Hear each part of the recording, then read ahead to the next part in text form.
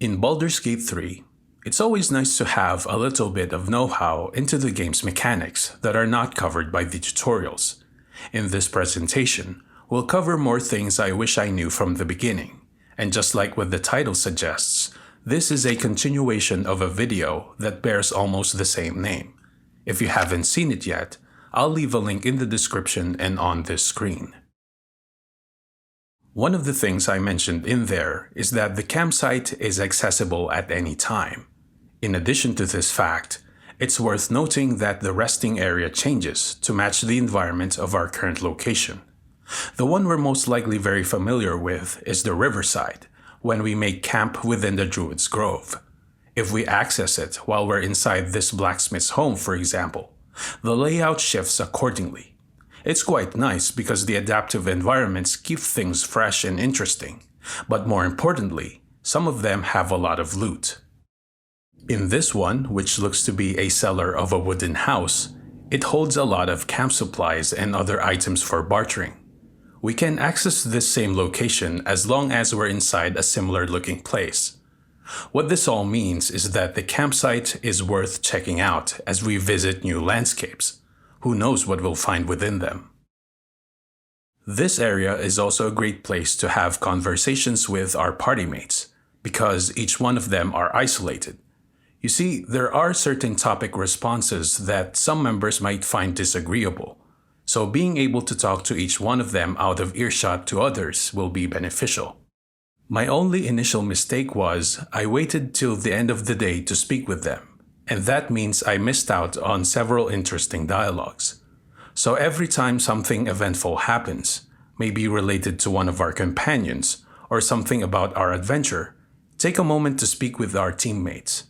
In our example here, Karlach just joined our group, and as expected, everyone else has something to say about it.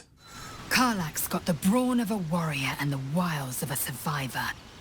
Best of all, she speaks her mind plainly and fully. Show her due respect. While we're in the subject of encampments, this is a good time to give you a heads up that in normal difficulty, camp supplies are highly abundant. We can find them almost anywhere, and with due diligence, it's one of those things which we'll most likely not run out of. Understandably, item acquisition is a very intensive activity, but two things that we should also not forget to pick up are water bottles and carafes. They're very useful as an alternative to using Create water magic. We can toss the said items to douse fires, wash away grease, and even clean up acidic or poisonous spills left by enemies, which happens a lot during combat. There will be many instances where one of our foes would begin their offense with something that uses any of those types of attack, and is even made worse if they get an upper hand with the initiative dice roll. There is, however, a simple method in mitigating the damage they can do.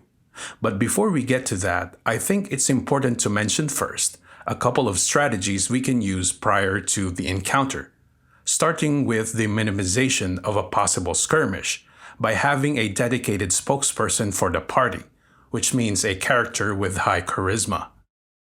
In our example here, we have a half-elf paladin with a charisma score of 16, and is supported by a friend's cantrip as part of their race feature. On top of that, I also set two of Shadowheart's cantrip spells to Guidance and Thaumaturgy, to assist with the dialogue skill checks if available. It's a highly effective combination as far as I can tell. With the front man established, it should make things a bit easier. But before approaching a group of possible enemies, it's good practice to scope them out first and check their stats. This may seem tedious, but taking a few minutes to check important details such as how many of them are there, where are they positioned, and what are their character strengths and weaknesses would allow us to prepare just in case a fight breaks out. At the very least, their character levels will be a good indication if we should proceed or turn back and explore other areas first. In normal difficulty, foes one level higher than our party are manageable. 2 levels would be quite an ordeal.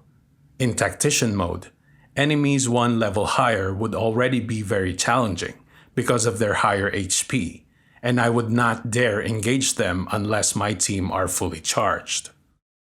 As we approach their group, it's a good idea to split up the entire party and position each one away from each other.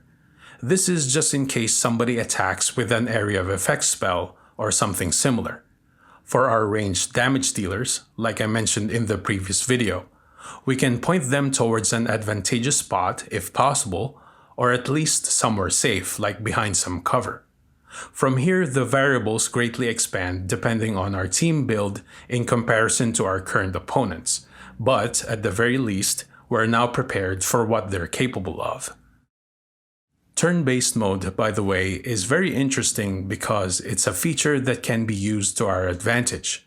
If our party just got out of a fight, and one of them is badly wounded as well as being poisoned, we can essentially just pause the game while we look for an antidote or cast a healing spell.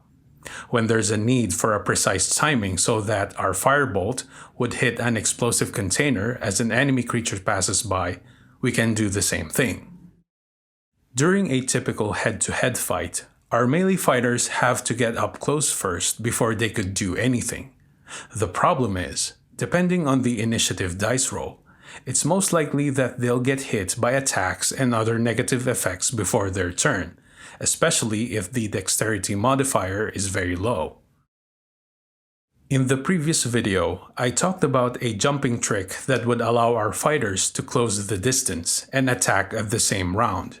But there's an alternative method that's potentially better. What we need to do is to use one of our party members who attack at a distance as bait, while the others sit back at a distance in stealth mode. For our example here, we'll be using Gale. Once he initiates the fight, everyone participating in it is now locked on by the turn-based mode, except for the other 3 party members. As long as we remain hidden and out of the enemy's line of sight, we can sneak around the map to get a better position and/or be able to approach an enemy and land a hit even before the clash begins. This is a very useful move that you might want to consider, and it's also available outside of combat. In this scenario, for example, we have a couple of items that I'd like for Astarion to pilfer, but there are a couple of NPCs walking around. With the mode activated, we don't have to worry about the narrow time window and focus instead on what we're doing. In a recent playthrough, I also used the TBM trick to get the jump on a trio of powerful ogres in the Blighted Village. Their leader, called Lump the Enlightened, had in possession of a powerful headband that would set any adventurer's intelligence score to 17. There are many options to what we can do with it, like simply giving it to our tank to bolster their defenses, or maybe hand it over to Lae'zel as a powerful Eldritch Knight. The only downside to this is that we'll be missing out on a powerful summon, which might come in handy over the course of our campaign, but that's up for you to decide. Ideally, our party lineup should cover all 6 abilities, so we have a higher chance of succeeding the skill checks we encounter. Regardless, I think it's worth mentioning that investigation skill checks in particular are usually non-destructive. This means that if one character fails, other team members can take a shot at it first before moving on to other options. There will be times, however, when the dice rolls are simply not on our side. While exploring open environments, there's always a small chance that all 4 members will fail to detect a hidden treasure chest nearby. When that happens, assuming we already have a shovel, all we have to do is to use it on the approximate spot where it lies, and our characters should be able to dig it up. So there we have it. More things I wish I knew from the beginning. Shout out to all you viewers of the previous video who left their own tips and ideas in the comments section. Such information are always appreciated. Thank you for watching.